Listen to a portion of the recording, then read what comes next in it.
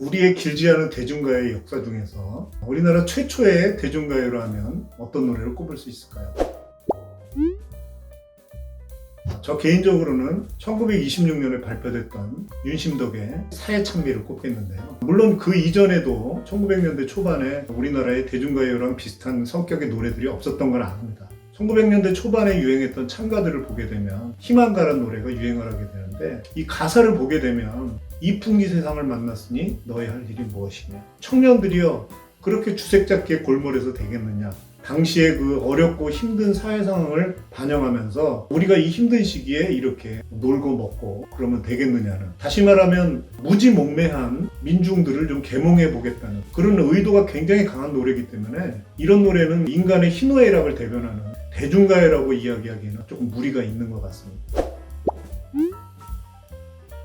그래서 윤심덕의 사회찬미가 발표된 해가 1926년인데 우리나라의 상황을 보면 당시 이제 일제강점기였고요. 1919년에 일어났던 3.1운동의 여파로 일본이 우리 민중을 수탈하고 탄압했던 문화정치라는 이름만 그럴듯한 유화책을 좀 쓰고 있을 때입니다. 일본이 우리나라에서 수탈해 가던 뭐 이런 것들을 줄인 것도 아니었고, 또 자기네들 전쟁에 대비해서 징용징병으로 끌어갔던 우리나라 사람들의 숫자가 줄었던 것도 전혀 아닙니다. 오히려 더 그런 상황은 더 극악해지고 안 좋은 상황으로 그렇게 치달을 때입니다.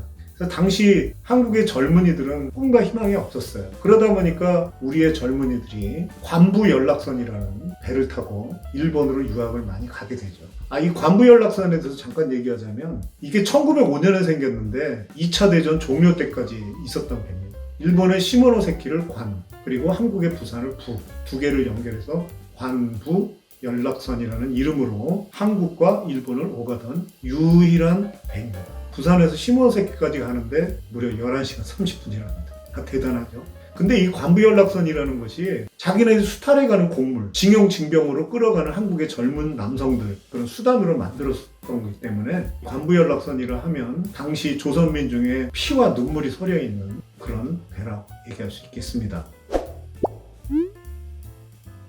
이때 윤심덕은 이제 일본의 동경 음악학교로 유학을 가게 됩니다. 거기서 한국 최초의 소프라노로 데뷔하게 되는데, 당시 와세다 대학의 유학생으로 가 있던 김우진이라는 사람하고 사랑에 빠지게 됩니다. 근데 이 김우진이라는 사람이 알고 보니 처자식이 딸린 유부남이었던 겁니다. 지금이야 무슨 뭐 이혼을 해서 다시 살림을 이룰 수도 있다고 한다지만, 당시 시대 상황으로서는 그 윤심덕이 그 처한 그런 처지가 거대한 벽같이 느껴졌을 겁니다. 이것을 비관했었던 모양이에요. 윤심덕이 일본에서 사회찬미라는 노래를 갖다가 발표를 하면서 귀국선에서 김우진과 같이 타고 오다가 현해탄에 몸을 던져서 자살하게 됩니다. 바로 이런 얘기를 깔고 있는 게 윤심덕의 사회찬미의 배경의 이야기라고 할 수 있겠습니다. 근데 사실 그렇게 노래 실력이 좋은 것 같지 않아요. 저 개인적으로 보기에도. 그렇지만 이 노래는 우리나라 한국의 최초의 대중가요로 의미 있는 노래라고 얘기할 수 있겠습니다. 가사를 잠깐 보면요. 광막한 광야를 달리는 인생아, 너의 가는 곳 그 어디이냐, 쓸쓸한 세상 험악한 고해해, 너는 무엇을 찾으려 하느냐, 눈물로 된 이 세상 나 죽으면 그만일까, 행복 찾는 인생들아 너 찾는 것 서름. 굉장히 절망에 빠져있는, 사랑의 아픔에 힘들어하는 그 여인의 마음을 담고 있다고 얘기할 수 있겠습니다. 근데 이 노래도 순수하게 우리나라 사람이 작곡을 한 노래는 아니고요. 서양의 이바노비치라는 작곡가가 있습니다. 그 이바노비치의 다뉴브강의 잔물결이라는 노래에다가 우리나라 가사만 붙인, 다시 말하면 번안가요라고 이야기할 수 있겠죠. 멜로디가 굉장히 서정적이고 가사가 정말 당시 시대 상황을 배경하면서 마치 자기 얘기를 하는 듯이, 대중가요의 성격이 그런 거 아니겠습니까? 나의 슬픔, 나의 아픔을 얘기해 주는 것 같은 이런 대중가요의 가사를 우리가 부르거나 들으면서 눈물도 흘리고 같이 공감도 하고 그러는 거 아니겠습니까? 이런 가사가 일반 대중사에서 회자되면서 굉장히 유행하게 된 이유가 아니었나 그렇게 생각합니다.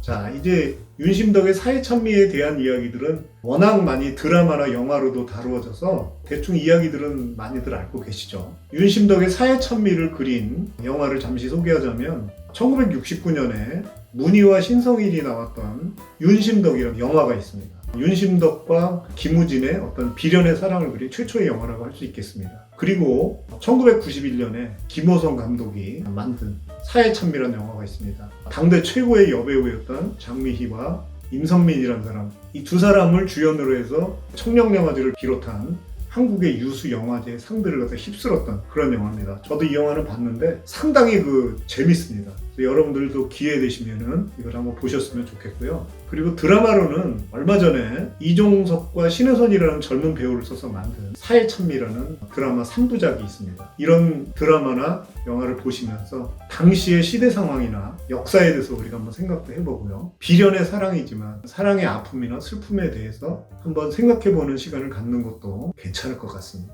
마지막으로 이 노래를 한번 들으시면서 1926년 8월 4일 윤심덕과 김우진이 현해탄에 몸을 던졌던 그날 실렸던 동아일보 기사를 읽고 끝내도록 하겠습니다. 현해탄 경랑 속의 청춘 남녀 정사.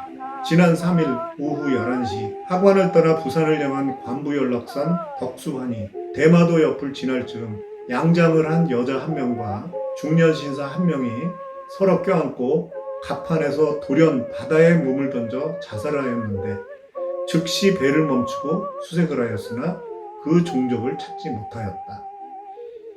감사합니다.